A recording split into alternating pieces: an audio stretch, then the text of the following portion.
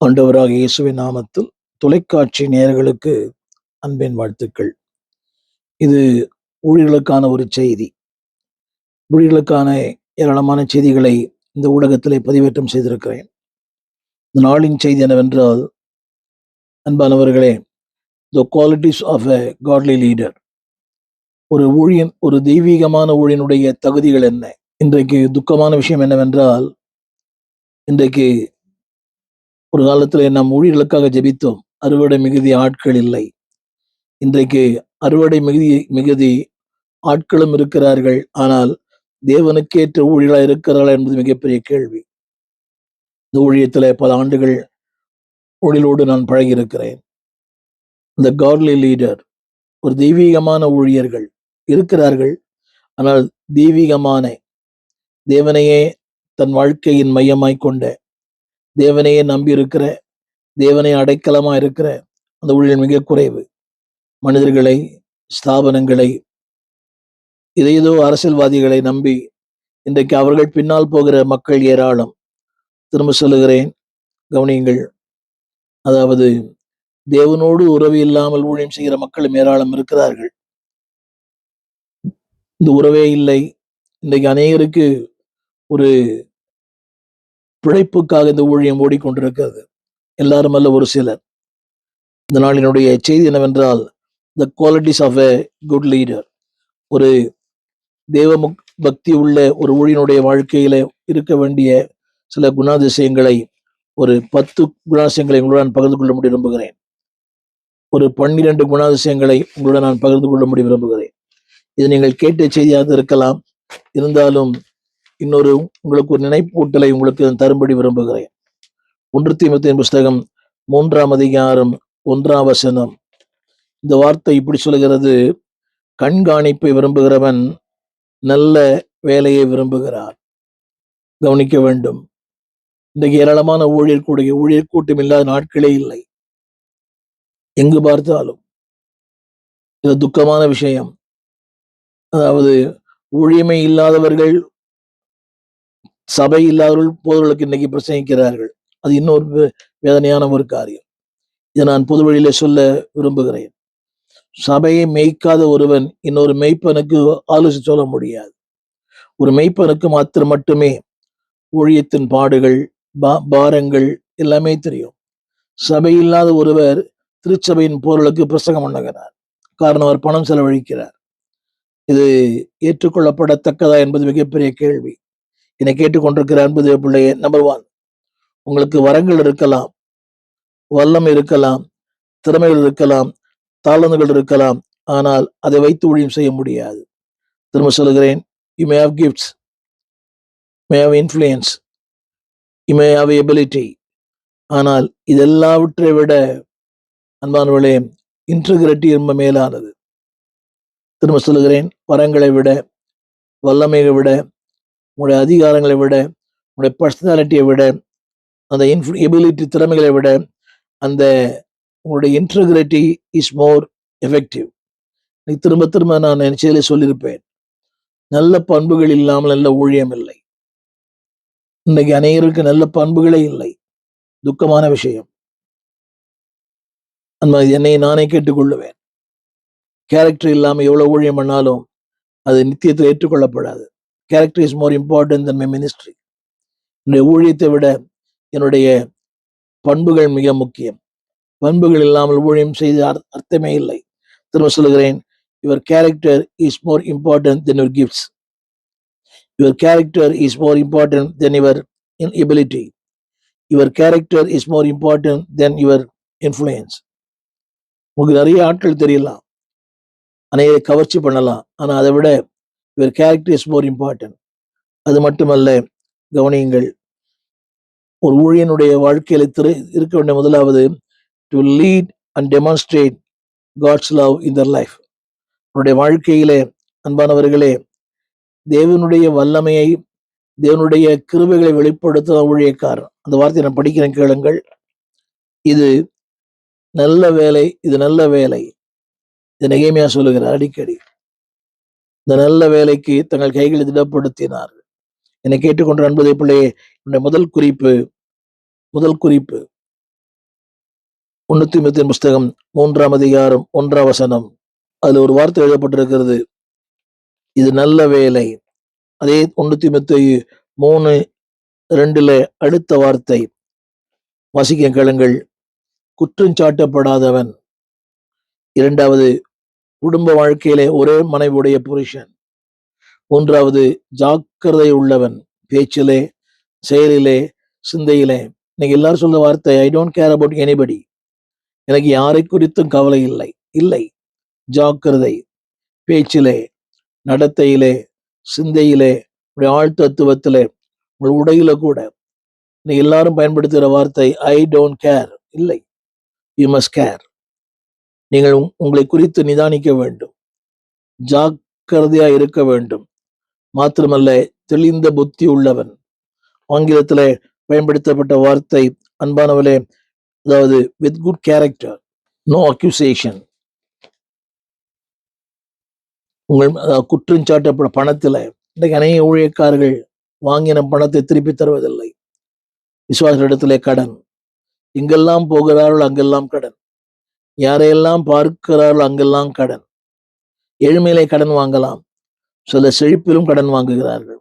கடன் வாங்கி சபை கட்டடம், சபை வாங்கி வாகனங்கள், சபை வாங்கி வீட்டில் இருக்கிற எல்இடி, இதெல்லாம் தேவையில்லாத ஒன்று.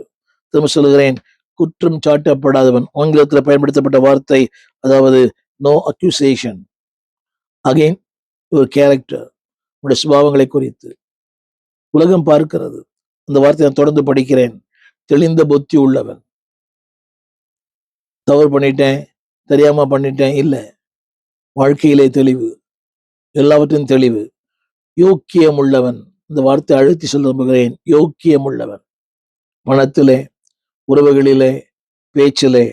அது மட்டுமல்ல, அந்நியரை உபசரிக்கிறவன். மூன்றாவது, போதக சமர்த்தன். அங்கே பயன்படுத்த வார்த்தை எல்லாருமே அடுத்தவள் குற்றம் சாட்டப்படாத ஒரு ஊழியன். குற்றம் சாட்டும் உலகம், அதுதான் இந்த உலகமே. they always accuse. ஆனால் முடிந்த அளவுக்கு ஒரு குற்றம் சாட்டப்படாத ஒரு ஊழியனாய் வாழ தீர்மானியுங்கள், அர்ப்பணியுங்கள், நீங்கள் விரும்புங்கள். தேவன் உங்களுக்கு கிருபை தருவார். முதல் குறிப்பு, above reproach. குற்றங்கள் சாட்டப்படாத ஒரு ஊழியனாய் இருக்க விரும்புங்கள். இரண்டாவது சொல்ல விரும்புகிறேன், அன்பானவர்களே, குடும்ப வாழ்க்கையிலே முதல்ல உண்மையா இருங்கள்.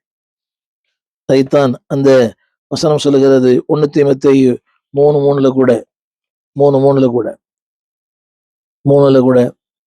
மதுபானம் பிரியனும் அடிக்கிறவனும் இழிவான ஆதாயத்தை இச்சிக்கிறாயிராமல் பொறுமை உள்ளவனும் சண்டை பண்ணாதவனும் மனைவியோட,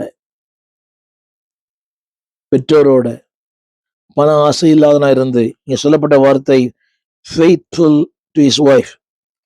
நான் சொல்ல விரும்புகிறேன், purity, loyalty and unwavering devotion. purity and loyalty. Tamil அழகாக எழுதப்பட்டிருக்கிறது. அழகாக பொறுமை உள்ளவரும். குடும்ப வாழ்க்கை பிரச்சனை தான், பிரச்சனை குடும்பங்களே இல்லை. பொறுமை உள்ளவர்கள். இங்க 2 பக்கம் தான் இருக்கிறது. இந்த சண்டை பண்ணாதவன். இன்னைக்கு யோசித்து பாருங்களேன், அதை தூண்டுகிற சக்திகள் ஏராளம். என சொல்லப்பட்ட 2வது குறிப்பு, ஃபெய்த்ஃபுல் இன் யுவர் ஃபேமிலி. குடும்ப வாழ்க்கையில உண்மை உள்ளவளாயிருங்கள். என் அன்பு ஊழியர்களே, இதுல அநேகர் பலவீனமாக இருப்பது மிக துக்கமான ஒன்று. ஜார்ஜ் வெர்வர், ஓஎம்னுடைய ஸ்தாபகத்துடைய தலைவர் சொல்லுகிறார், இன்றைக்கு மிகப்பெரிய தலைவர்கள் அதுல பலவீனமாக இருக்கிறார்கள். B loyal to your wife. இதைத்தான் மல்கியா 2:14 தேவன் சொல்லுகிறார், உன் உடன்படிக்கையும் தோழியுமாய் அவளுக்கு நீ துரோகம் பண்ணினாயே. அந்த மல்கியா அந்த அதிகாரம் 2ஆம் அதிகாரம் ஆசாரிகள் சொல்லப்பட்ட ஒரு வார்த்தை. அது 2:13 அவர்கள் என் அழுகையினாலும் பெருமூச்சியினாலும் என் பலிபீடத்தை நிரப்புகிறார்கள். ஆனா 2:14 மல்கியா 2:14 தன் மனைவிக்கு துரோகம் பண்ணுகிறான். இது 2 பக்கத்தில் இருக்கிறது. அவளும் துரோகம் பண்ணுகிறான், இவனும் துரோகம் பண்ணுகிறான். என்னுடைய 2வது குறிப்பு, you want to be a godly leader, be faithful in the family. குடும்ப வாழ்க்கைக்கு உண்மையா இருங்கள். இன்னைக்கு அநேக ஊழியர்கள், துக்கத்தோடு சொல்லுகிறேன், குடும்பத்தை அவர்கள் சட்ட பண்றதே இல்லை, அடிப்படை தேவையே இல்லை. அந்த அநேக ஊழியர் மனைவிகளினுடைய அழுகை, எதையும் சற்று ஆனா இவர் கர்த்தரால் பயன்படுத்தப்படுகிறார். அப்படி நினைச்சுக்கிறார் அவர். பிஸி வித் இயர் அண்ட் தேர். எப்ப பார்த்தாலும் அலுவல், ஊழியம், காலை தொடங்கி இரவு நேரம் வரை. ஆனால் சொந்த குடும்பத்திலே அடிப்படை தேவைகள் இல்லை. பிள்ளைகளுடைய தேவைகள் சந்திக்கப்படவில்லை. மனைவியின் தேவை சந்திக்கப்படவில்லை. அந்த காரியங்கள் அன்றாட காரியம் சந்திக்கப்படவில்லை. ஆனால் இஸ் பிஸி பிஸி பிஸி. இன்றைக்கு இருக்கிற பிரபலங்கள், நான் பெயரை சொல்ல விரும்பவில்லை, ஆனால் குடும்பங்களுக்குள்ளே பார்க்கும்போது அடிப்படை தேவையே இல்லை. இவருக்கு செல்லும் இடமெல்லாம் சிறப்பு, செல்லும் இடமெல்லாம் அவருக்கு வாகனங்கள், செல்லும் இடமெல்லாம் இவருக்கு நல்ல ஆகாரங்கள். ஆனா சொந்த வீட்டில பிள்ளைகள் பசியிலே வாடுகிறார்கள். என் அன்பு தேவ பிள்ளை ஊழியர்களே, if you want to be a godly leader, திரும்ப சொல்கிறேன் அந்த வார்த்தையை, தலைவனாய் இருப்பது முக்கியமல்ல, godly leader, சிறந்த தலைவனாய், நல்ல தலைவனாய், ஆவிக்குரிய தலைவனாய், தேவபக்தி உள்ள ஒரு தலைவனாய் வாழ வேண்டுமானால் be faithful in your family. உன் குடும்ப வாழ்க்கையிலே உண்மையாயிருங்கள். மூன்றாவது குறிப்பு, you want to be a godly leader, நல்ல தெய்வீக தலைவர்களாய் நீங்கள் மாற வேண்டுமானால் நம்பர் 1, உங்களுடைய அந்த டெம்பரன்ஸ், உங்களுடைய சுபாவங்கள் மாற வேண்டும். திரும்ப திரும்ப சொல்லுகிறேன், அதில் சொல்லப்பட்ட வார்த்தை, அதாவது உங்களுடைய அந்த சுபாவங்கள் 1 தீமோத்தேயு 3:3 போட்டிருக்குது. 3:3 சண்டை பண்ணாதவன், பண ஆசை இல்லாதவன், 4 கூட நன்றாய் நடத்துகிறவன் குடும்பத்தை, தன் பிள்ளைகளை சகல நல்லொழுக்கம் உள்ளவர்களாய் கீழ்ப்படிய பண்ணுகிறவனாய். நன்றாய் கவனிக்க வேண்டும், கீழ்ப்படிய பண்ணுகிறவனாய். இதில் நான் குடும்ப ஒரு வார்த்தை என்னவென்றால், கவனிங்க, you must have wisdom, spiritual discernment, spiritual alertness. அது அந்த 3ஆம் வசனத்தில் எழுதப்பட்டிருக்கிறது. 3ஆம் வசனத்திலே கீழ்ப்படிய பண்ணுகிறவனாய் இருக்கிறவன். எல்லாரும் சொல்ற வார்த்தை, நான் என்ன பண்றது, இவ்வளோ சொல்றேன், இவ்வளோ பேசுறேன், கீழ்ப்படி இல்லை, கீழ்ப்படிய பண்ணுகிறவனாய் இருக்கும்படியாய். இதிலே கணவனுக்கும் மனைவிக்கும் பங்கு உண்டு. சில குடும்பங்களிலே கணவன் அந்த பிள்ளையை கண்டிக்கும் போது மனைவனுடைய சப்போர்ட், மனைவி கண்டிக்கும் போது கணவன் சப்போர்ட், அது தவறு. Your temperance is more important. How you behave. சபையில் சபைக்கு நீங்க தலைவர், உங்கள் வீட்டில் நீங்கள் ஒரு கணவர், பி பொலைட். நீங்கள் கவனிக்க வேண்டும், இந்த காவல்துறையிற்கு யாரையும் குற்றப்படுத்த விரும்பவில்லை. அவர் வீட்டில் கூட அவர் காவல்துறையை போலே அவர் நடத்துகிறார்.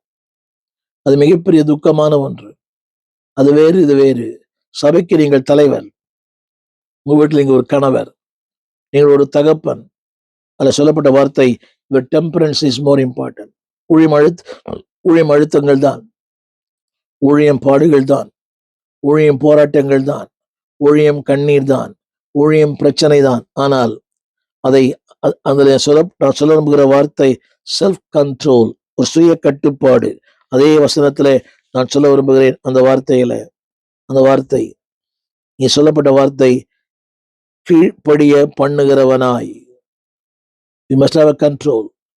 அது மட்டுமல்ல, இங்கே நான் சொல்ற டெம்பரன்ஸ், இந்த வார்த்தைக்கு நல் ஒழுக்கம் உள்ளவர்களாய்.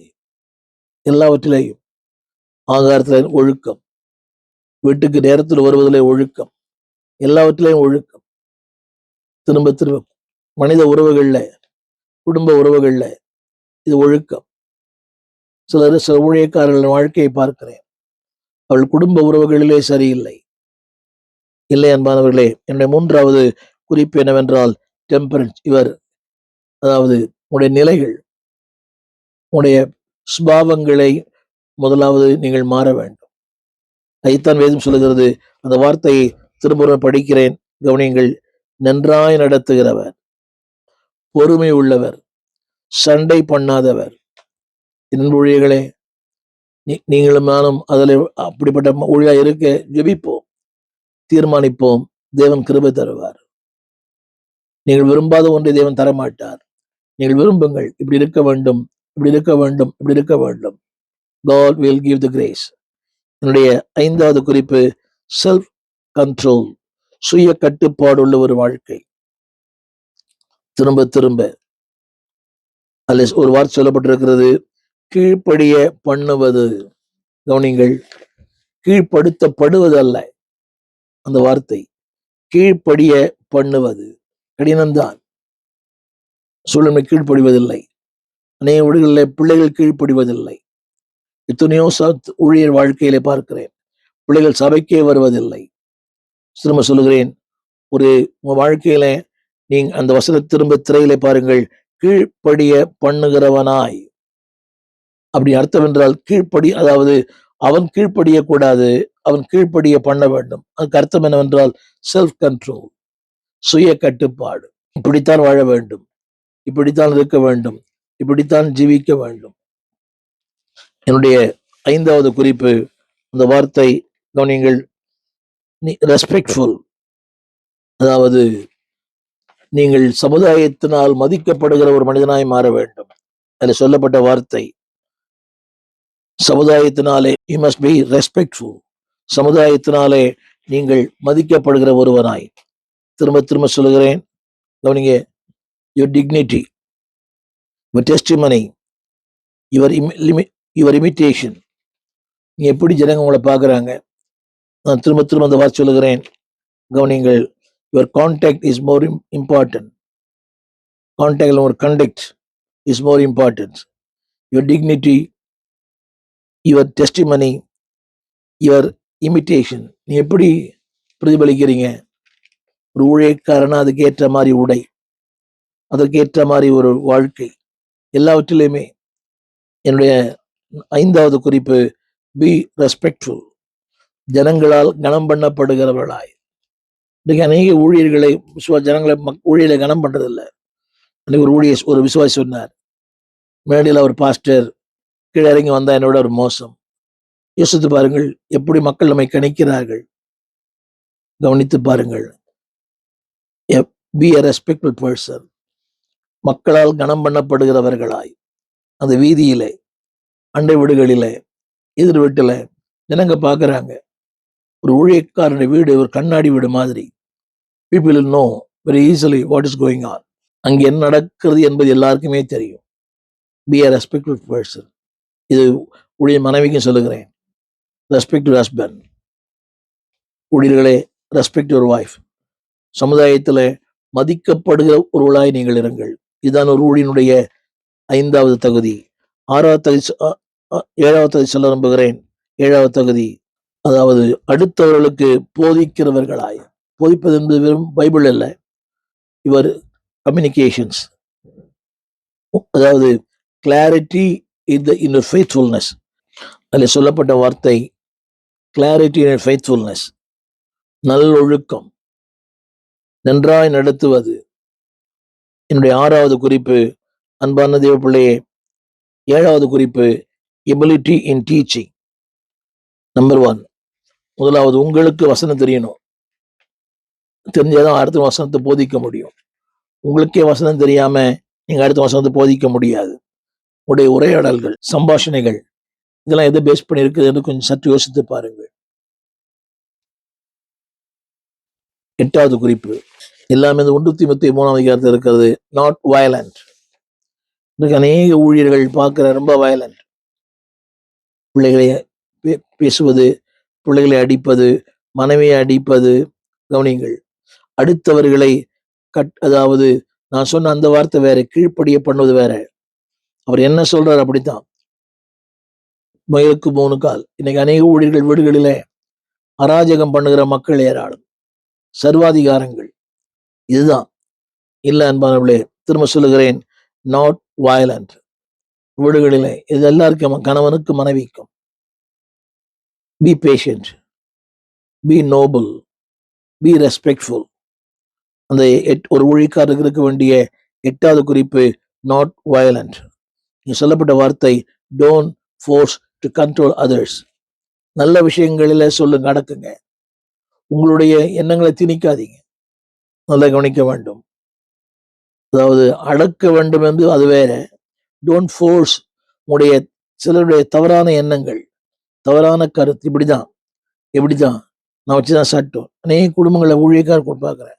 அந்த பிள்ளைகள் அந்த பாஸ்டர் வந்தாலே பிள்ளைகள் பயப்படுது. மனைவியே பயப்படுறாங்க. மயங்கி நடுங்கிற மனைவிகள் ஏராளம். வேண்டாம். நீங்கள் அன்பானவர்களே, நீங்கள் சர்வாதிகாரி அல்ல.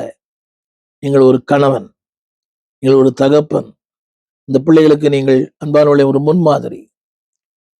அப்படி ஒரு சர்வாதிகாரமான வாழ்க்கை வேண்டாம். என்ன சொல்ல அந்த வார்த்தை, don't force to control others.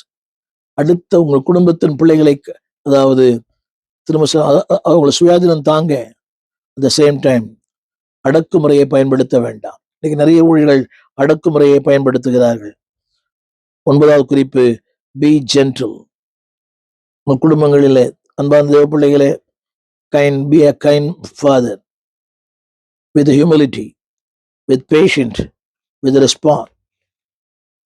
என்ன சொல்றாங்கன்னு காது கொடுத்து கேளுங்க. விசுவாசிகள் கூட, பிள்ளைகள் கூட, மனைவி கூட. Be gentle. தமிழில் எழுதப்பட்ட வார்த்தை, அன்பான தேவ பிள்ளைகளே, நல் ஒழுக்கம் உள்ளவர்களாய். Be gentle, be patient, be kind, be humility. பிள்ளைகள் தான். சபை என்பது வேறு, குடும்பம் என்பது வேறு. Be kind, be humility. நீங்க தகப்பன், தாழ்மையா இருங்க. இது சபை அல்ல. கவனிங்கள் அன்பு பிள்ளைகளை, இந்த ஊழியர்களை கேளுங்கள். இது ஒரு முறை கேளுங்க. இதை அன்பானவர்கள் இதை நல்லா கவனிக்க வேண்டும். இதை உங்களை குற்றப்படுத்துவதற்காக அல்ல. To be a godly leader. ஒரு தெய்வீகம் உள்ள தலைவர்களாய் நீங்கள் மாற வேண்டும் என்று கர்த்தர் விரும்புகிறார்.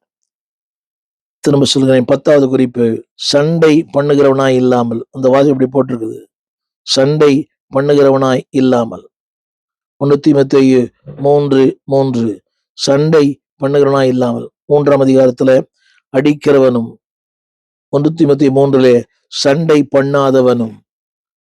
அந்த அடுத்த வார்த்தை என்னவென்றால், அடுத்த வார்த்தை not to quarrel. சொல்லப்பட்ட வார்த்தை முடிந்த அளவுக்கு சமாதானத்தோடு. அதிலே நான் சொல்ல விரும்புகிற அடுத்த வார்த்தை என்னவென்றால், அடுத்த வார்த்தை அது கடினமான ஒன்றுதான். ஆனால் முடிந்த அளவுக்கு அன்பானவர்களே சமாதானம் பண்ணுகிறவர்களாய். அடுத்து நான் சொல்ல விரும்புகிறேன், அதுல எந்த விஷயத்திலையும் நீங்கள், அதாவது டோன்ட் பி காம்ப்ரமைஸ். நான் சொல்ல வந்த அந்த 10வது குறிப்பு என்னவென்றால், வேதம் சொல்லுகிறது, டோன்ட் பி குவாரல். வீணான சண்டைகள் வேண்டாம். தேவையற்ற, அர்த்தமற்ற, எதற்குமே பயன்படாத வீணான சண்டைகள். எனவேதான் அந்த வார்த்தையை நான் சொன்னேன், சண்டை பண்ணாதவன்.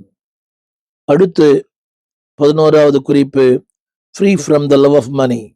கடினம்தான். எல்லாருக்கும் இன்றைக்கு பணம் தேவை. தேவையில்லாத மனிதர்களே இல்லை.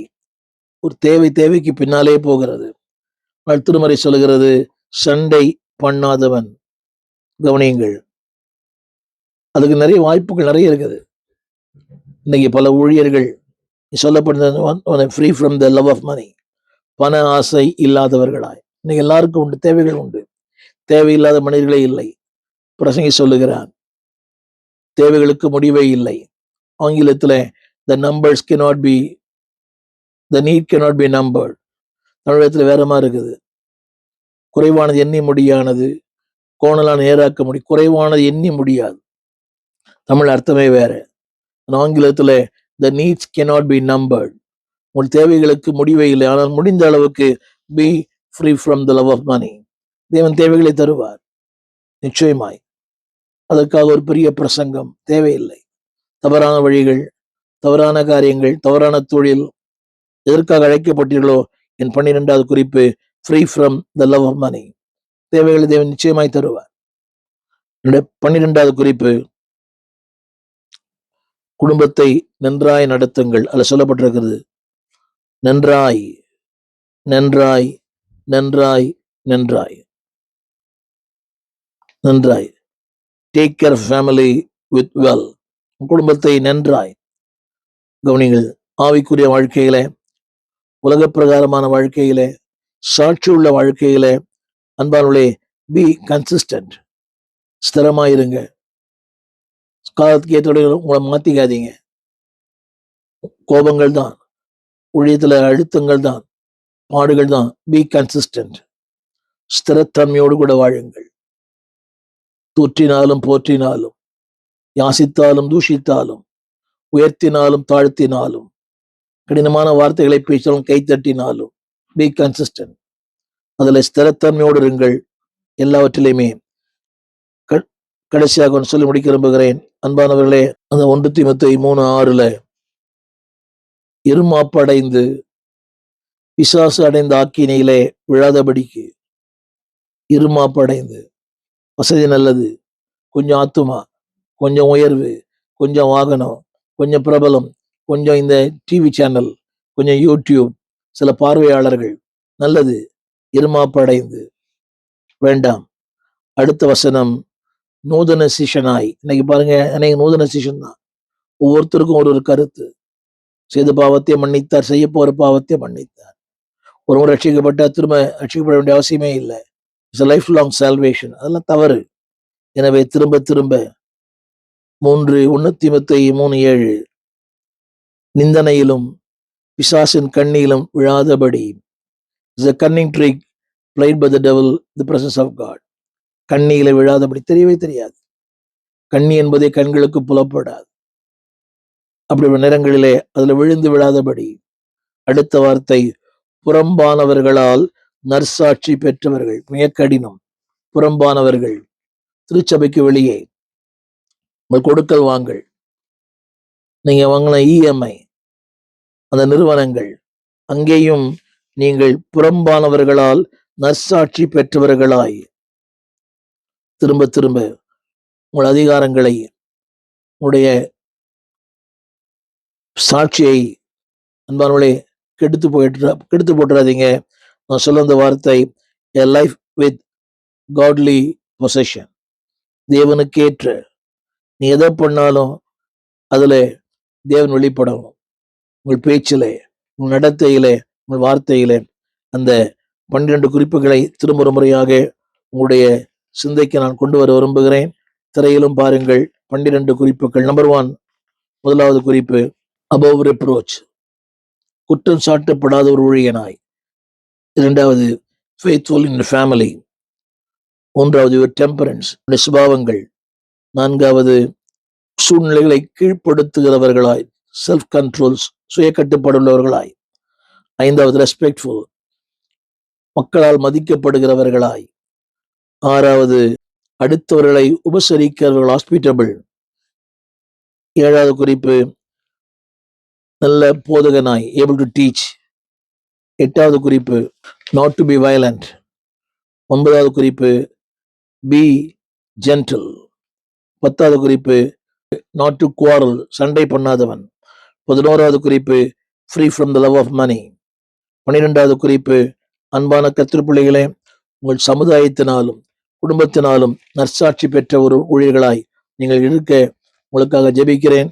இந்த செய்தியை கேட்கலாம். அன்பானவர்களே, உங்கள் உள்ளத்துல ஓடுகிற பல கேள்விகள் எனக்கு தெரிகிறது.